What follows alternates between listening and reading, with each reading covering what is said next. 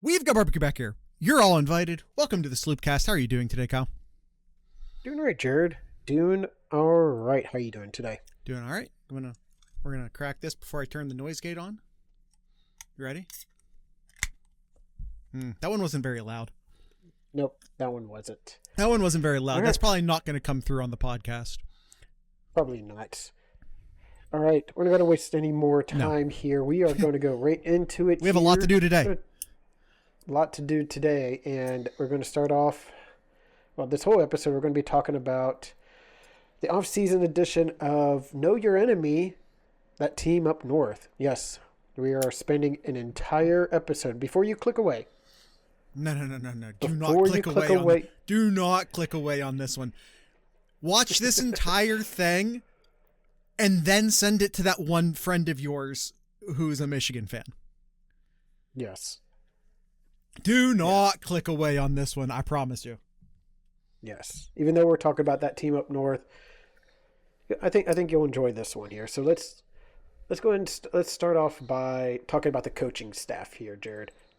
Lots changes here. If you haven't already know, you're probably living under a rock right now. lots of coaching changes here ever since Harbaugh decided to pack up and head out of Ann Arbor to head over to LA. And he took quite a bit of coaches with him. Most of the defensive staff. Yep, mostly the defensive staff there. Yes. So the defensive coordinator, Minter, the defensive back, Clinkscale, and the defensive line coach, Elston, are heading over to LA. And not just the defensive backs coach, but he's also the co-DC. He took both of the defensive DCs with him to Los Angeles. Mm-hmm. And on top of that, he took one of their better defensive graduate assistants on the defensive side to Los Angeles, and he took the strength and conditioning coach. Yep.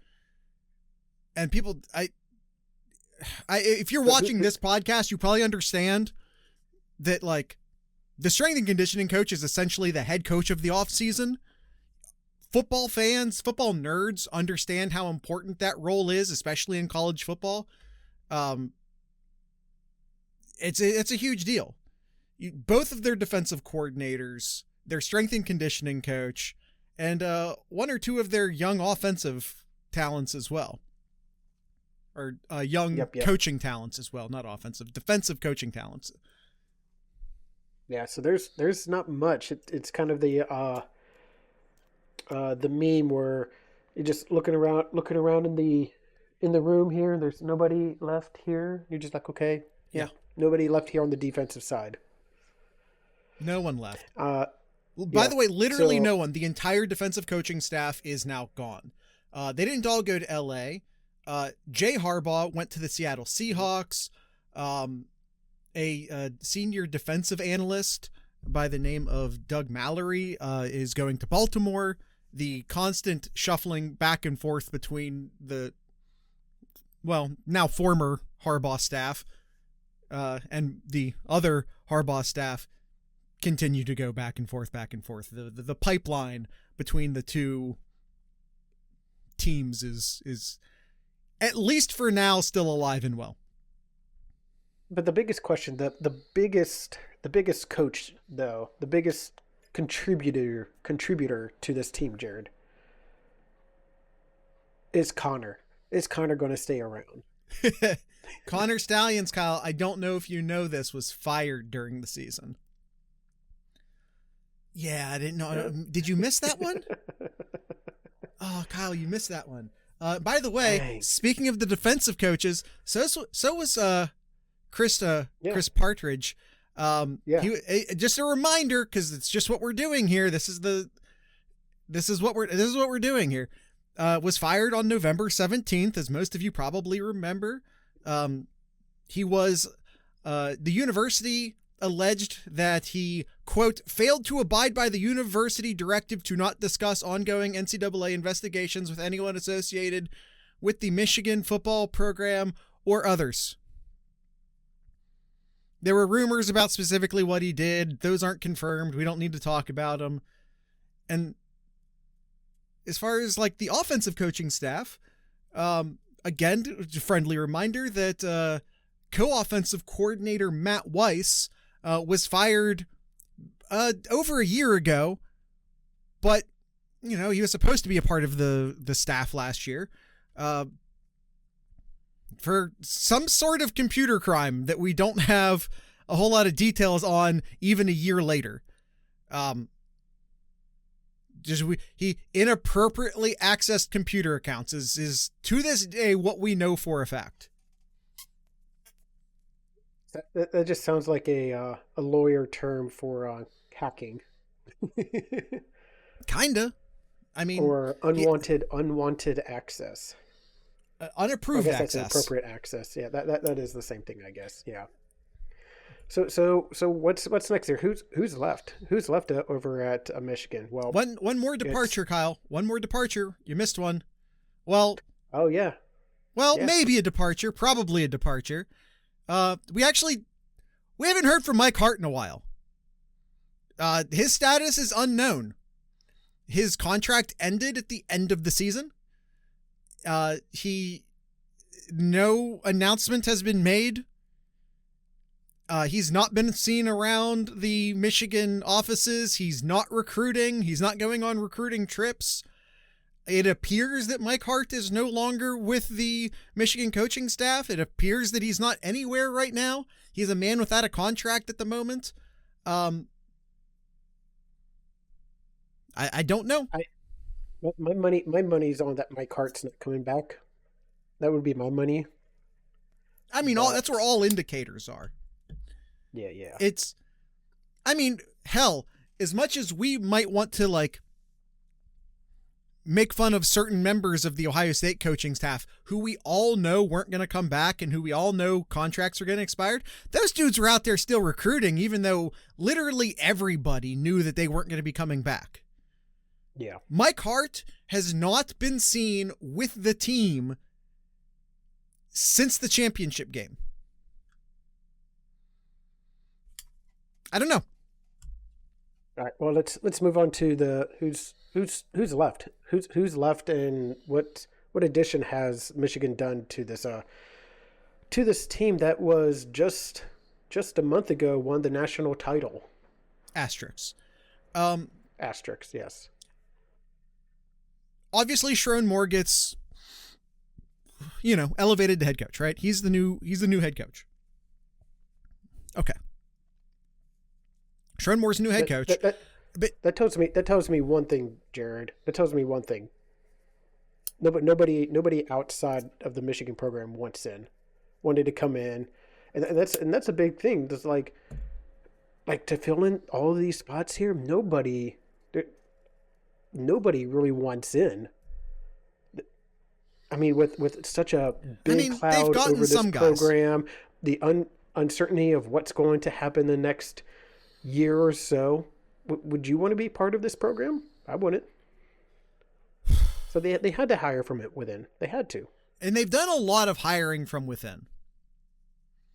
They have done a lot of hiring from within. So Sherrone Moore, your first hire from within. He moves on from offensive coordinator / interim coach. He coached a lot of football games for Michigan this year.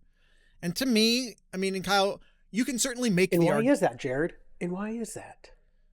Because he was on the staff? No, why Moore was already a head coach. Oh, we'll get to the scandals later. We're not there yet in the document, Kyle. All right. Now, we can discuss Sherrone Moore. Is it a smart move to promote a coach who we already know for a fact, because he was suspended, was involved in one of the two? He was suspended for the first game of the year last year. He's already involved in the less serious recruiting scandal. And as the offensive coordinator, was almost assuredly involved in the sign stealing scandal. he was involved, like allegedly, but we know. But we know. Legally, I'm going to say allegedly, but we know. So does it make sense to hire this guy to your offensive court or to your head coaching position when he's actively a part of the scandal that it's gonna lead to the NCAA dropping a hammer of unknown size and unknown strength onto your program? I think he's gonna, in my opinion, NCAA is gonna show cause Sherrone Moore. He's gonna get a show cause.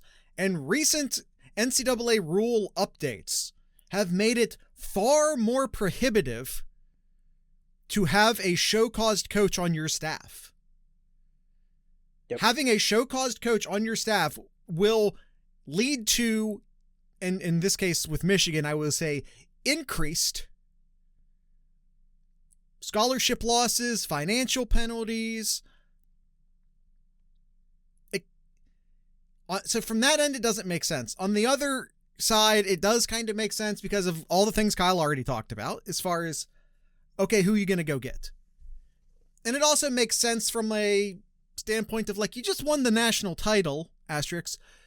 You just won the national title, asterisk. But at the same time, so like there's this, it's sort of like Ohio State elevating Ryan Day. It's like, we got a good thing going. Let's keep the band together. There's no need to totally, clean house. And all of that makes total sense, except for the looming ban hammer over the university right now. That's the one part of that makes this not make sense. Everything about this, you could draw direct parallels between this and the Urban Day situation as far as like, your coach was suspended. This was your interim coach. He now becomes your head coach. It all makes sense, except for the fact that Sherrone Moore was a part of the scandal that's led to this issue. Mm-hmm. So who on the? So let's start with the. I know kind of going out of order here, Jared, but you're talking about the offense here. So what's left on the offense here? I think most of the offensive staff is going to be still there, just going to be reshuffling a lot, especially with Moore, originally the offensive coordinator, now the head coach. He's promoted the quarterback coach, Campbell, to the offensive coordinator position. Yep. So another hire from within. Mm-hmm. Newsome will take over as the OL coach duties. Newsome is moves over to the tight end coach, where he served the past 2 years. Move over from the tight end coach. He was the tight end coach. He's now the offensive line coach. Yeah. The offensive line coach position was open because Sherrone Moore was the offensive coordinator / offensive line coach. Yeah. So someone coming over though from outside the program is Kazula. Yeah. From UMass. But he was an analyst for Michigan a couple of years ago. But that's it. Unsure about the running back coach, as Jared mentioned earlier about Mike Hart. I anticipate it's going to be somebody new that comes in, but I'd be surprised if Mike Hart's there for the 2024 season. Yeah, I mean, we're approaching a month of no contact publicly that we know about. No contact with the university. That's odd. It's very, very odd that would be very, very odd if he went like a month no contact and then, while the entire college football world is out there recruiting, he's not. Yep. I don't know how to make it more obvious than that despite no official word, I cannot see him returning to Michigan. Yeah. So moving to the defensive side, as mentioned, complete overhaul here. They did get somebody outside the Michigan program. They got former Giants-Ravens defensive coordinator Martindale as their new defensive coordinator. Proving once again that the Baltimore to Ann Arbor pipeline, alive and well. Now, he spent 2 years in New York in between. You know, sometimes you don't get a direct flight. It's fine. Yeah. So what about him? What do we need to know about him? Well, he's originally a Dayton person. He's originally from Dayton. Yep. He's had some recruiting success in Ohio, so I think this is something just to keep an eye on. I wouldn't say that. He, in theory, will help with recruiting in Ohio. You know, there's a lot of things to like and dislike about this hire. I think Ohio State fans immediately jumped on this because he left New York in some not great circumstances. One of the controversies being that there were accusations or rumors, whatever, of him undermining his young head coach that he was working for, and you're bringing him in to work with a young head coach. It's something to keep an eye on. So Ohio State fans are very quick to mock this hire, but I do like the hire in many ways. One, again, with the looming NCAA ban hammer over Michigan, you weren't going to get the defensive equivalent to Chip Kelly. That wasn't going to happen. Nope. You know, he runs a similar defense. He was essentially Jesse Minter's boss in Baltimore. He was the defensive coordinator while Minter was there as a defensive assistant and DB coach. They run similar defenses. So again, if you're trying to keep the proverbial band together, this is a good sidestep this is a good sort of way of doing that. He's obviously from outside the program, as Kyle points out, but he is of the same coaching tree as your previous defensive coaching staff. As Kyle points out, he's from the Dayton area. Michigan's had a lot of success recruiting within Ohio recent years. That could help with that. Keeping that going. He has 8 years of experience in college football. He has 20 years of experience in the NFL, including 6 of those years in the NFL as a defensive coordinator with a Super Bowl win at Baltimore. So he's a Super Bowl winning defensive coordinator. Yep. That being said, I said he spent 20 years. He has 20 years NFL experience. Well, those are all consecutive. Yes. Yeah, I was just about to say that it's been 20 years since he's been at a college program too. So. And that program was Western Kentucky? It was a directional Kentucky. I forget. It's not in the notes. It was at a directional Kentucky. The biggest school he ever coached for in college was Cincinnati. And this is Cincinnati circa the 90s. This isn't like modern Cincinnati even. This is back when there were 6 power conferences and Cincinnati wasn't in any of them. Yep. So even to say Cincinnati is the biggest college job he's ever had is probably maybe not true. Yeah. Quite possibly not true. But that's it, Jared. He is the sole person on the defensive side. Yeah, that's the defensive coaching staff right now. He was just hired this week. Or last week, I guess, when people actually listen to this. He was just hired last week.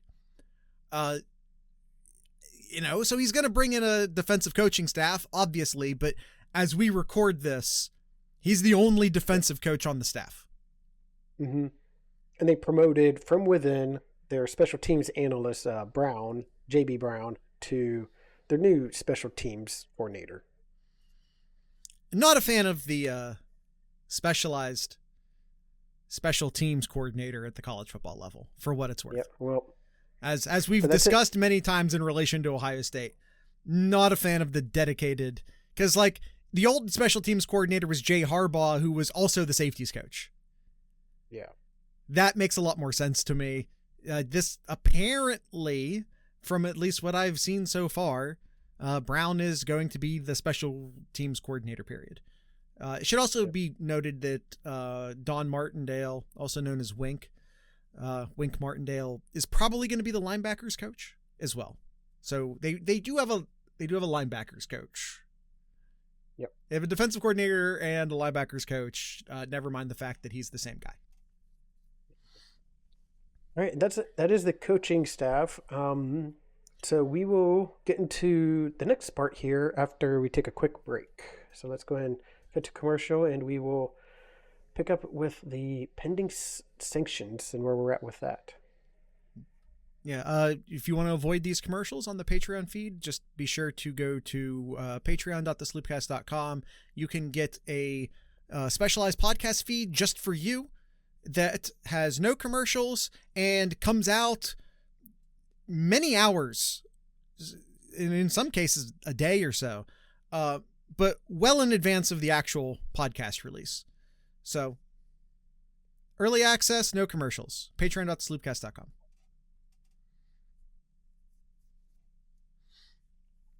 All right, Kyle. We don't need to do I don't know if we need to go into super detail on the pending sanctions. It is what it is. Like, it's well documented. I want to spend some time on the players, so I don't want to waste too much time here. I'm just going to say I expect it to be harsh. We recently saw Florida State get hammered pretty hard for essentially doing what every coach in college football is doing right now, which was introduce a player as a recruit, not a player, a recruit, introducing a recruit to the local NIL at Florida State. That's all he did. And Florida State cooperated with the investigation. Florida State may have even self-reported. I don't remember that part. Point is that Florida State got kind of hammered for that. And that is such a nothing burger. I'm going to throw the word burger in there because it's just a hamburger. But that is such a nothing burger compared to both of the sanctions that Michigan are currently facing. Yep, two. It's two investigations. It's not just one. It's two separate ones that's going on too. So, yeah, it's... Yeah. Well, knowing the NCAA, it may not know for a while still, but I expect it to happen before spring football. I expect an announcement from the NCAA before spring football as far as what the fate of Michigan will be. And if it doesn't hit that deadline, I expect it to hit the deadline after, before the season. I don't expect this to drag on past the season. Yeah. All right, let's go ahead and let's go and move on to the roster then here, Jared. Yeah, so it's worth noting too, when we're talking about the roster, that Michigan was facing two separate transfer windows before now and the start of the season as well too, because you got one with Harbaugh signing with the Chargers, and that will be closed 30 days after, so that would be February 23rd. Then you have the next one coming up in middle of April for 2 weeks for a spring transfer as well too. So yeah, the same one that everyone has in April. So yeah, but we'll see here. So all right, let's start with the quarterback. We'll start with the quarterback here. JJ McCarthy gone. Who's left here? Who's left? I think the big name that everybody looks at is, well, I get. Let me rephrase that. The name that you hear, the name that you hear a lot from who's going to take over at the quarterback position next year is Alex Orji. Yeah. He's a 2022. He's a 2022 kid, 30th quarterback overall, and so far has had just one passing attempt in his career. And I'm just going to say this: the football gods taketh away, but the football gods also giveth. We lose Penix. We get Orji. We gain Orji, yes. Thank you, football gods. Yeah, Kyle, on the Michigan roster right now, there is a collective among the quarterbacks. I don't know if there's like a running back or a receiver with a pass attempt, so don't hold me the total fire on this.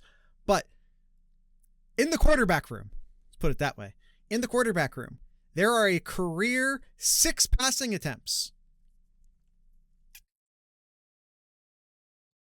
6 passing attempts in the entire Michigan quarterback room right now. I'll say this: they do have freshman Jaden Davis, Harb's quarterback guru. Yeah, I mean, to be fair, their starter didn't get a lot of reps either. He didn't have a lot of passing attempts. But they do have freshman Jaden Davis. I would not be shocked. I think Michigan has to face Texas early in the season. We talked about this. Was it just last week? Like, it's a decent possibility that by the end of September, by the time Michigan plays their first game in October, they might be 500. They might go 2-2 is what I'm trying to say. Michigan might go 2-2 to start the season. It would not surprise me. That would be beautiful, says Gangland. That's not even a stretch in my opinion. I don't think that's a wild prediction. We did wild predictions last week. I don't think Michigan starting the season 2-2 is a wild prediction. I think it's very possible. Yeah, a loss to USC and a loss to Texas? Very possible. I'll put possibly a loss heading over to Seattle as well too. Before their first bye week. Yeah, so point is that I wouldn't be surprised if the season starts with, say, Orgy, but then after a slow start, that maybe they throw Jaden Davis in there and see what he can do. He is by far, just looking at recruiting rankings and recruiting rankings alone, he is by far the most talented guy in the quarterback room right now. He's just a true freshman. That's the issue. When the wheels completely fall off by the end of the year, do they duck us again? Oh, let's not wish another pandemic on the world, Spikes.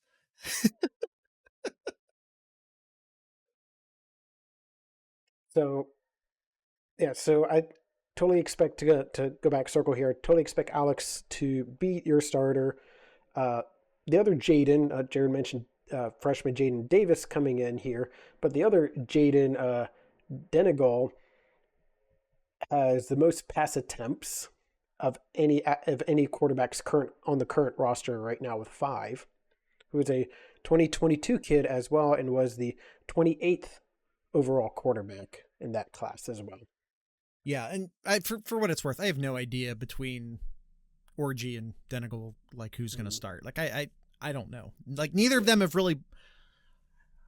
Orgy appeared to be the backup last year, but he maybe was the backup because he was a run guy. Maybe if you're looking for a guy to totally take over your office, maybe it becomes Denegal. I don't know. Yeah. Probably the biggest news out of Michigan's offense side here is the return of Donovan Edwards. Donovan Edwards coming back. One of the few pieces of good news as far as players returning. Mm-hmm. Yeah, like. Do you think they just start the freshman?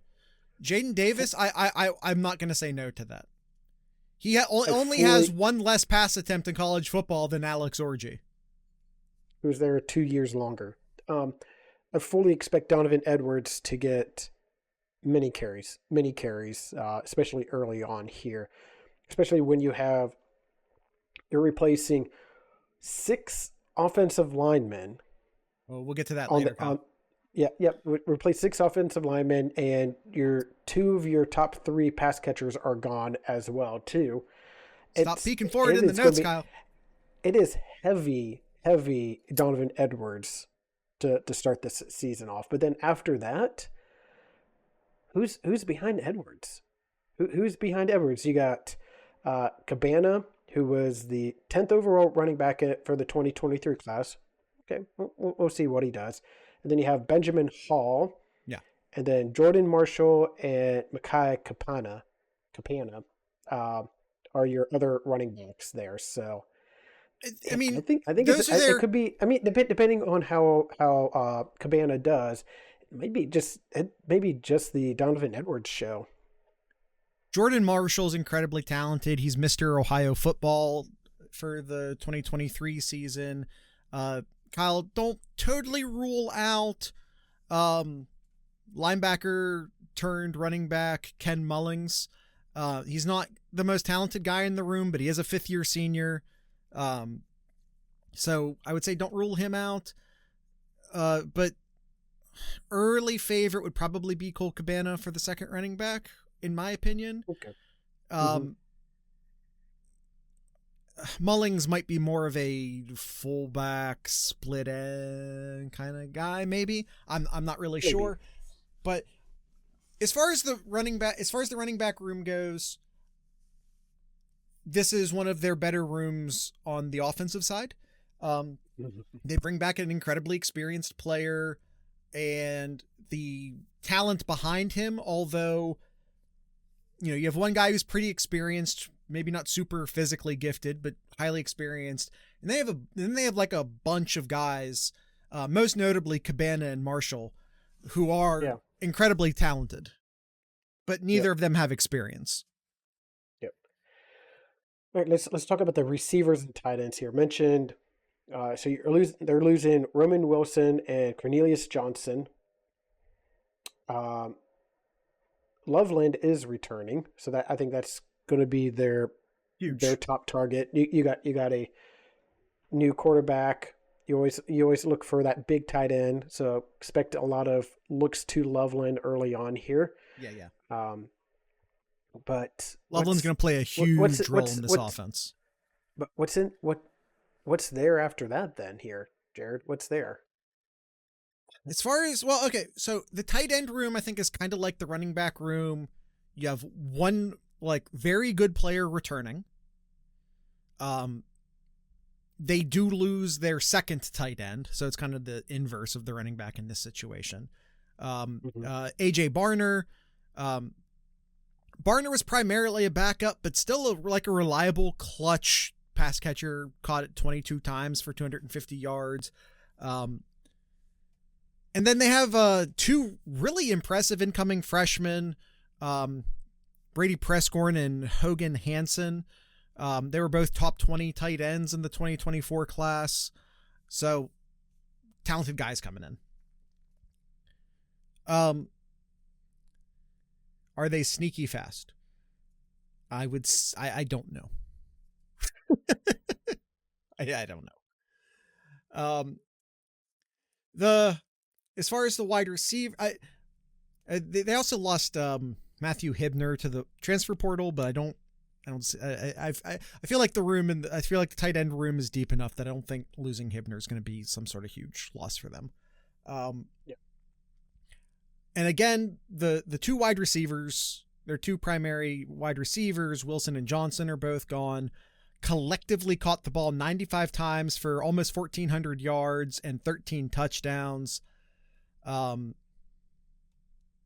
Combined, the rest of their wide receiver room, the returning wide receiver stats last year, 40 catches for 450 yards. That's how much experience is coming back in the wide receiver room. Not a lot. Nope, not a lot. And only 4 touchdowns. They also lost Darius Clemens, who was a pretty highly ranked top 150 overall player, to the transfer portal. He's off to Oregon State. He's from Oregon. If you're wondering why Oregon State, he is from Oregon. So he's off via the transfer portal to Oregon State. Inexperience doesn't necessarily mean not talented. They do have some promising talent in the wide receiver room. You have Morgan returning, and like Morgan was the 64th best wide receiver in the 2023 class, but don't let that fool you. He's already sort of proven to be a overachiever. Like he was not the 64th best. Gangland says he doesn't have hands. He is a true freshman. He was a true freshman. I mean, you can teach a guy to catch. He was not the 64th best wide receiver in the 2023 class. He's already proven that. Now, is he a wide receiver number 1? He comes across as more like a slot guy to me. Yeah. Which is fine. It's great to have a good slot guy. But I don't necessarily see him as like a wide receiver number 1 sort of guy. They return Morris, who was the 18th wide receiver in the 2022 class, and a young man named English, who was the 19th wide receiver in the 2023 class. So there are guys there. You have 2 top 20 wide receivers. You have an overachieving Morgan. And they have 2 wide receivers coming in as freshmen. Their recruiting numbers aren't impressive. The 42nd and 62nd wide receivers in the 2024 class. Yep. Could they be better than that? Maybe. Recruiting rankings are not perfect. Michigan has done a good job in the past finding diamonds in the rough, guys who are underranked. They've done a good job of that in the past. Keep an eye on Goodwin and Stewart, and we'll find out. All right, Kyle. Let's move on to the offensive line, Jared. Let's move on to the offensive line. Just a couple minutes here on the offensive line here. That's not mentioned possible, earlier. 6 offensive linemen off to the NFL. That's 3 tackles, 2 guards, and their center. These are all per snap count. These are their 6 most experienced guys on the team by snap count. It's a massive turnover. And by the way, all 6 of them expected to be drafted. If you wonder, why was Michigan so good last year? They had 6 draftable offensive linemen. They might have more. I don't think they're all 5 going to be bad on this offensive line that's coming in this year.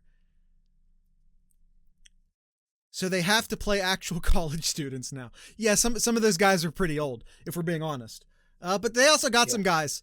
They got some of those COVID kids on the team.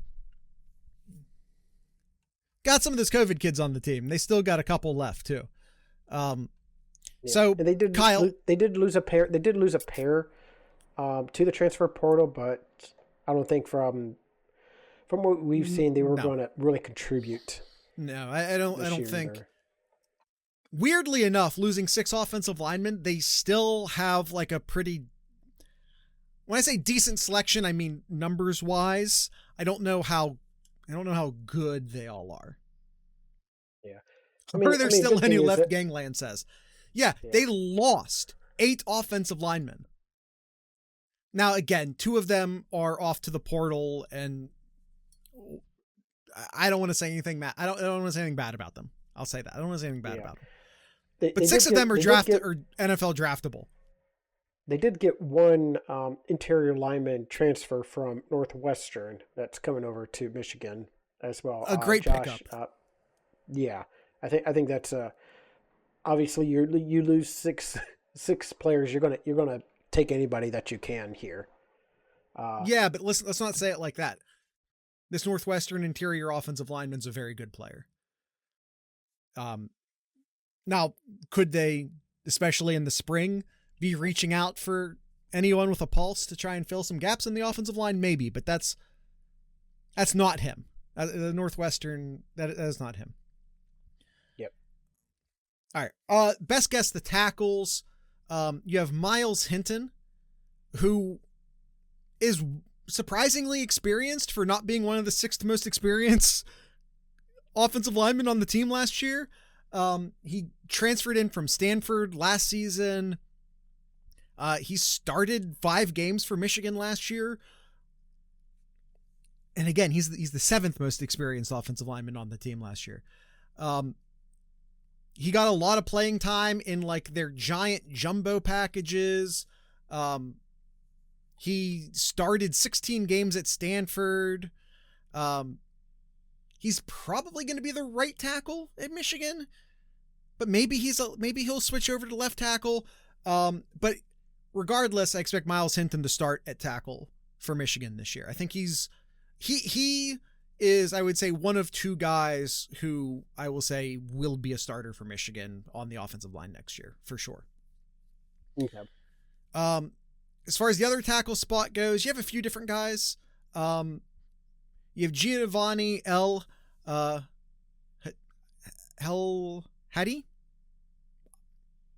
El Hadi. I'm gonna go with El Hadi. I'm probably wrong.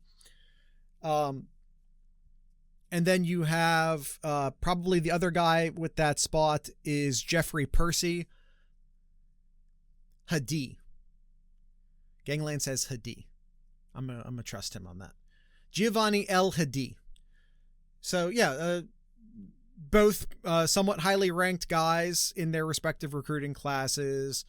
Percy's a year older, so one of those 2 guys is probably your other tackle.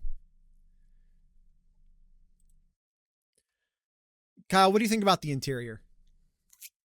Interior wise, I think there's a few names here. Would not surprise me if El Hadi would also maybe move into the interior line as well, depending on who may get that left tackle position. If it's not him, I would say the loser of that battle could very well move inside, whether it be Hadi or Percy. Yes, I agree.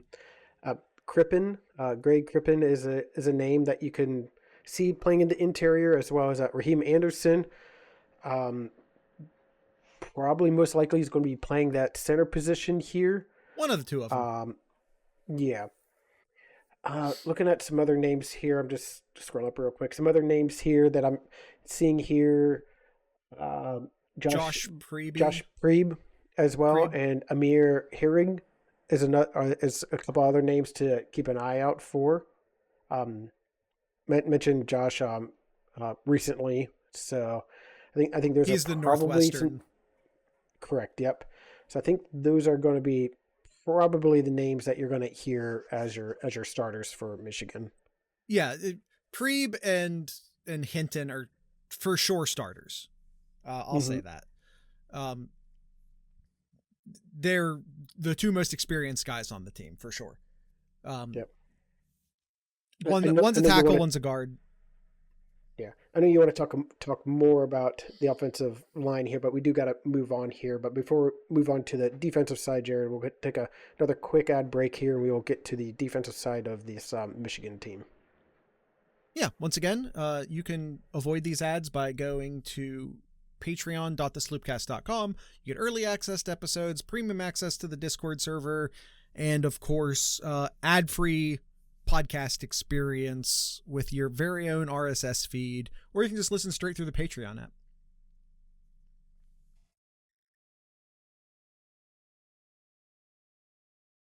All right, Kyle, let's move on to the defense. So there's a weird thing happening here with Michigan. On the coaching side, they're bringing back a lot of their core offensive coaching guys, but are decimated on the defensive coaching side. As far as players are concerned, we have the exact opposite. Michigan they got totally talent coming. Totally disassembled the offensive talent. They only have 2 returning starters on offense. Well, technically Edwards wasn't even a starter. So they only have 1 returning starter on offense, and that's Colston Loveland, who, for what it's worth, is maybe the most attractive player on the team as far as the transfer portal window is concerned. We'll see how that plays out. But from the defensive side, not bad. Honestly, not bad. Not bad. It do want to say they did get a big time transfer portal coming into the kid out of Maryland, Barham as well. Yeah. A very, very talented linebacker to come in. So that was a big get for Michigan here. Now I will say this, while Michigan has a great starting lineup as far as their defense is concerned, I feel like they got a good starting 11. Their depth is an issue, almost across the board. Almost across the board. You kind of expect that when you're losing 44 super seniors. Yes. All right. Defensive tackles. They lose impact player Chris Jenkins and a very good contributing depth player in Cam Goody. But you do return Graham. Graham going to be one of the best defensive linemen. Yeah. Graham, one of the best defensive linemen in the country, returning. And then, Jared mentioned Kenneth Grant as well. Are going to be the two defensive tackles for Michigan, just hands down. And they do have Rashawn Benny returning, who I think is an absolutely solid rotational depth player for Michigan. Past that is sketchy. So if we look at the edge, if we look at the edge rushers, you do have Derek Moore, who was a key recruiting piece for Michigan a couple of years ago. He'll be starting at one of the edge rushing positions there, and Josiah Stewart is another name to keep an eye out for as well. So I think those are going to be your two defensive ends, Moore and Stewart. Yeah, Stewart, if you don't remember, he's kind of an undersized guy. Started off his career at Coastal Carolina. They picked him up out of the transfer portal last year. They lose Braden McGregor and Jalen Harrell, who were probably their two best edge rushers last year, with respect to Josiah Stewart. But yeah, both McGregor and Harrell are off to the NFL, who combined for 11 sacks and 3 forced fumbles last year. Mm-hmm. Again, two really solid guys for their edge rushing. Beyond that, they do have a highly rated redshirt freshman in Anoeta. He's worth keeping an eye on if he develops so he could work his way into the rotation. But as far as experience, it doesn't go past the two guys. So yeah, that's about where we're at on the defensive line. We have two really good, defensive line might not be the correct way of saying that, because a lot of the edge rushers at Michigan are linebackers. But as far as your front 4, front 5 guys, you have 4 really good starters and maybe 1 really good backup, maybe 2 really good backups, depending upon where Etta is in his development. Linebackers, Kyle. What do you think about their linebackers? Good question.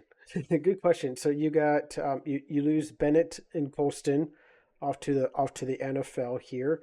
Both key contributors. Mentioned earlier. Key contributors, really underselling it, Kyle. Colston led the team with 95 tackles, and Bennett was the second leading tackler on the team with 65. Yes. Mentioned Barham. I totally expect him to be one of the linebacking positions. I think he might fit in the will position. I believe. Ernest Hausman will probably be the other starting linebacker, or the starting inside linebacker. Yep. Despite not starting, he was the third place tackler on the team with 46 tackles last year. Mm-hmm. And he literally had 0 starts last year. And still amassed 46 tackles, was still the third leading tackler on the team. probably bodes really well for the linebacker position for Michigan. A really good transfer, an incredibly experienced backup player. That's, again, I feel like you have, despite losing two highly rated NFL guys, they still have two good players that will start on the team. However, this pattern keeps repeating. They have just enough solid starters, but the depth is inexperienced and unproven. Keep an eye on Jason Hood, Jimmy Rodler. One of those two guys will likely be the third guy, but neither of those guys have serious experience. Just seeing this though, Jared. Speaking of the linebackers, for their 2024 class, Jaden Smith, who is out of the North Carolina area, just requested release of his NIL. I mean, I'm like, maybe that first conversation with Will Wink didn't go well. Yeah. This is why, by the way, never mind. Yeah, we don't have time for a corners. We don't have time for a early signing period rant right now. Yep. All right, the corners here, Jared. I think this might be maybe their strongest. Their defensive tackles are their strongest point. I think this might be their second strongest, maybe. Strongest point in this. No, Will Johnson's amazing. They do get Will Johnson. Yes, they do get him back. I can sort of, we can talk about like transfer portal stuff. Their defensive tackles are two very attractive transfer portal targets. Colston Loveland's a really attractive transfer portal target. I don't talk about Will Johnson in that way, not because he's not the best player on the team, because he might be the best player on the team. Very easily make that argument. It's just that like he's a Michigan guy through and through. He's a Michigan legacy. He's from Dearborn. Will Johnson's not going. Will Johnson will go down with the ship at Michigan. So when I talk about like, transfer portal guys, I'm not talking about Will Johnson for that reason. But Will Johnson was cornerback 1. He'll be cornerback 1 again this year. Cornerback 2, Josh Wallace, off to the NFL. They lose Cameron Calhoun, who was a 4-star top 250 player out of the 2022 class. He transfers to Utah.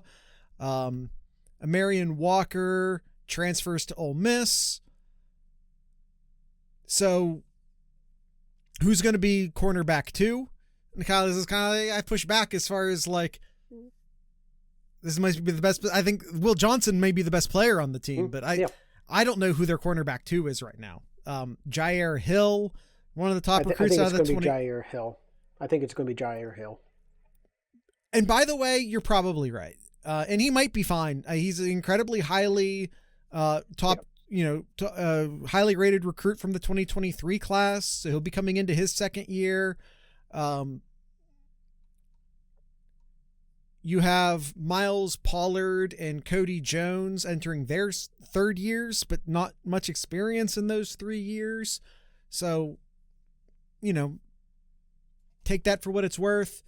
Jaden McBurrows enters 2024 with probably the most experienced cornerback on the team, not named Will Johnson, but he's one of the guys who might be playing in that they have like a nickel hybrid sort of role, much like Ohio State does. You might see McBurrows go there. Corners who have to learn how to cover now. It is more difficult when you don't know the other team's plays. That is true. And heavy man pressure defense. Oh, and it's a heavy man pressure defense. Yeah, that might be one of the new, even though the new defensive coordinator's from the same coaching tree, he is a little bit more of a gambler as far as his play calling is concerned. It's a very pressure, as Gangland points out, a very pressure-oriented defense he likes to call. So what about the safeties then? I know you were talking a little bit about the nickelback there, or the hybrid. Yeah. McBurrows definitely fits that there, but the safeties here, he does fit it. They got a lot of experience back here. Page is back. McBurrows does fit that role. The problem in my mind is, I think it depends upon, like, where is Jair Hill in his development?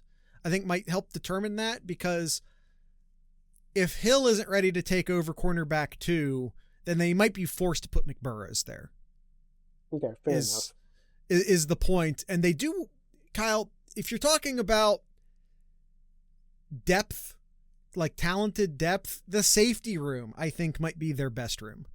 Yeah, you're right. No, looking at this here, you are right. They do return Page. Moore is back as well, and Keon Saab is also back as well. So it's three talented, 3 experienced returners at the safety role. Not to mention, like, 2 of their most promising young players are both safeties. With Barry and Hillman. Their safety room's actually kind of stacked. It's realistic. Honestly, the only defensive room. No, I'm not. Well, because you have to start 2 safety. They don't have another room as deep as the safeties. Period. Is what I'm saying. I don't know if, and with all due respect to Page and Moore, who are very good starters, they might not be superstar starters like Colston Loveland is, like Donovan Edwards is, like Jenkins, or excuse me, not Jenkins, Grant or Graham are, but they have 5 guys who can play, which is kind of why I'm thinking, even though McBurrows does fit that hybrid role really well, I think it kind of makes sense to maybe leave him at corner, again, depending upon where Jair Hill is at, and then maybe you move Keon Saab into that nickelback Sanistril role. And like I said, you also have Barry and Hillman, who are very talented young players. Yep. But speaking of Sanistril, again, one of their best defensive players off to the NFL. Talked a lot about that nickel role, that hybrid defensive back role, that 5th cornerback. Incredibly talented player.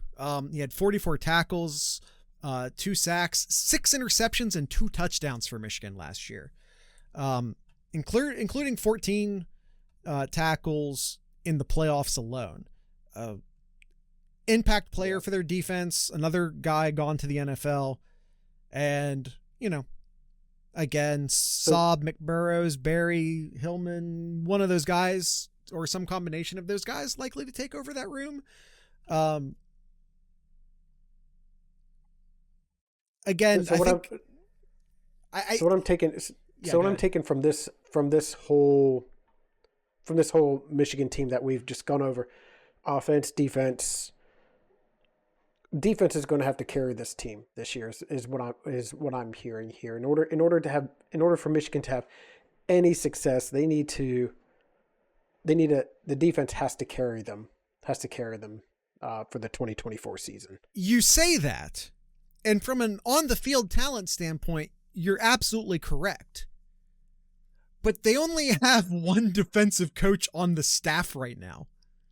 They do. I mean, they'll fill it in. They'll fill those coaches in, but I'm not going to say how great. Unless they can run the ball like they have the past few years.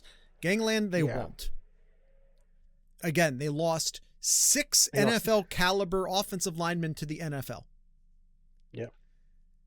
And considering that, by the way, they're probably going to have 6 offensive. When was the last time a team had 6 offensive? I mean, that's insanely impressive. Like, I'm not trying to butter Michigan bread here, but that's insane. I think it's 6 offensive linemen drafted into one draft. That's insane. Yeah. And it's odd that they will have a relatively experienced offensive line coming back, considering that. Now, one of those guys is a transfer portal guy, so that kind of explains it, but it does, yeah. They had 4 experienced tackles on their team last year. 3 of them leave. You know, like I said, they do get Miles Hinton back. But their offensive line depth, again, like the offensive line, we can look at it and we can say, you know, they should be able to piece together a decent 5 guys. And by the way, I think they will. I think they will piece together a decent 5 guys. Only 2 of those guys are going to have any experience. They're not going to have like this glut of talent to do these 6, 7-man offensive line jumbo packages like they have the past 2 years. They don't have that anymore. And then like with the defense, there's no room for injury. Like injuries happen. Mm-hmm. There's no depth anywhere on this team except the safety position. You could argue maybe the running back position, because you can get away with playing inexperienced guys at running back, right? So you could make, you could make the argument that they have depth at running back as well. Unproven depth, but depth is where they're at running back. You can get away with it at running back, but they don't have depth anywhere on this team except the safety room. Again, if you look at the offensive line, if you start Hinton, you start Hadi, you start Piercy. So there's 3 guys. You start Preby. There's 4. And then you have Crippen and Anderson. One of them will be the center. And the other, one of them might start at guard, or you might be the loser of the offensive tackle position, might start at guard, but you have like 1 backup offensive lineman is the point. Yeah. The point is they have 6 guys. I think that should wrap it up here, Jared. I know this was going to go a little bit over here, but wanted to. We're not bad considering where I thought this could have gone. Yeah, but I think this was really good here. Really going over just anticipation of who. They're just in trouble. Names to keep some names out for Michigan here, but yeah, overall, yeah, it's nowhere near the team that they were in 2023. If I were a Michigan fan, yeah, and we haven't got any sanctions yet, as Gangland points out in the chat. Yeah, we haven't even taken into account any sort of sanctions yet, like. Mm-hmm. And what really hurts Michigan is that their defense, if they could have returned some of their defensive coaching staff, then maybe, yeah. Because, as you said, what I'm hearing is this is going to be a defensive team. Maybe. It kind of depends upon they got one side of the team gutted by coaching departure and another side of the team gutted by player departure. And by the way, the defensive side was also gutted by player departure. It's just that they had so much depth there that they're going to survive it. They had so much defensive depth that they could survive that gutting. Mm-hmm. And that just isn't the case on the offensive line, or not the case on the offensive line, but also not the case in the offense. They're not going to survive that gutting. And I think that's it, Jared. I think that is it. I think we can go ahead and wrap up today's episode. All of this is evidence to my 5 and 6, or excuse me, 6 and whatever it is. What did I say? 6 and 7 on last week's episode? My prediction for Michigan. Yep, you sure did. It's not. They're in trouble. They're in deep trouble next year, even if they stay healthy. Yeah, and without taking additional sanctions into consideration, they're in deep trouble next year. Yes, lots of backup Buckeye news here. this past week, Jared. Hold on, let me do the thing. Everyone visit patreon.thesloopcast.com. Everyone, make sure to subscribe to our YouTube channel. A lot of, you can watch us both on our YouTube channel and the Buckeye Huddle YouTube channel. You can obviously listen to us in podcast form. Patreon.thesloopcast.com. Join our Discord server, discord.thesloopcast.com. And then we have 2 t-shirt stores. One of them is merch.thesloopcast.com and the other one is 7071.thesloopcast.com. You can buy a bunch of Ohio branded stuff like the t-shirt I'm wearing right now, which is an Athens, Ohio t-shirt. There's lots of town specific shirts on there, a lot of Ohio stuff. Kyle, anything in Kyle's corner? Real quick things. Bill O'Brien out, Chip Kelly in, big deal. We'll cover. I think we'll try to cover more about it in our next week's episode here, possibly. Other Buckeye news here. You got C.J. Stroud, Offensive Rookie of the Year. That's like, what is that, like 6 Buckeyes in 8 years or something like that? Something ridiculous. Yeah. Just you wait and you just write Marvin Harrison's name on it for next year now. Buckeyes basketball finally get a win. I think that's big news. And it was at home against the third worst team in the Big Ten. It's still a win that they need. And Buckeye wrestler Sammy Sosa possibly returning this year if needed. I'm sorry, what? I'm sorry, what did you say? If there's a potential that there will be a national title run, Sasso will be returning, but he is hopeful to return for the 2024 season. Okay. I'm not gonna lie, Kyle. I kind of zoned out there, and I thought you were talking about Sammy Sosa, and I'm not sure what are we talking about? No. Not Sosa, yeah. What are we talking about? I'm lost. Buckeye wrestler. Remember Sammy? Oh, okay. Yes. Okay, Sasso. Yes. I got very confused there for a second. I'm not going to lie. Yeah, that's it. And can't forget about Cameron Hayward, Walter Payton Man of the Year as well. 2 Buckeyes with NFL awards at the end of the year. Patented. That's it. That's Sloopcast name moment. Yeah. That's all I got here, Jared, as we go ahead and wrap it up. Yeah. Yeah, that's it. That's the end of the show. Tonight's music is a Cleveland-based band called Ex-Astronaut. Once again, Ex-Astronaut, EX-Astronaut. We'll be playing one of their songs in today's show. So with all that being said, I'd like to encourage everyone to drink local beer, listen to local music, and of course, support your local podcasters. Once again, this is Ex-Astronaut.